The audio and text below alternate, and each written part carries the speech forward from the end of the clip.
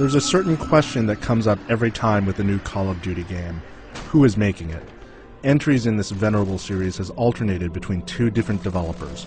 Treyarch handled Big Red 1 and Call of Duty 3, while Infinity Ward made Call of Duty 1, 2, and the mega hit 4. Treyarch has been given a lot of flack for their work on the series, but they've returned once again to present a World at War.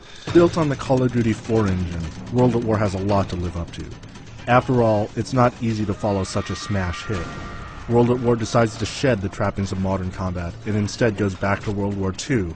The game pits you as a Marine in the Pacific Theater and as a Russian soldier during the push to Berlin.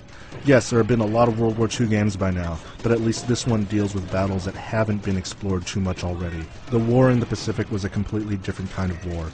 Jungle terrain and ambushes made for very brutal and claustrophobic fighting, and Treyarch really pushes this angle.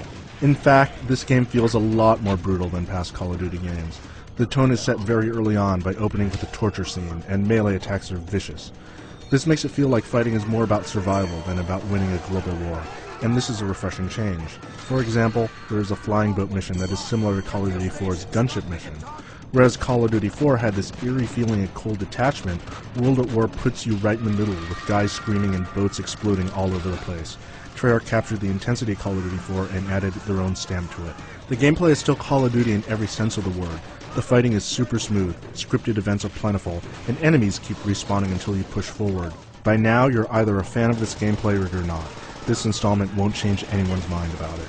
From a technical standpoint, the game is very pretty. All the bells and whistles of the Call of Duty 4 engine are in full effect, and the environments are varied. If you just expected to be fighting in jungles all the time in the Pacific, that is definitely not the case.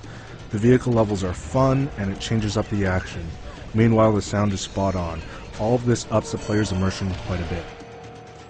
The multiplayer mode has been expanded as well. In addition to the create a character class and all the modes that you're familiar with from Call of Duty 4, there is now 4-player co-op for the majority of the campaign.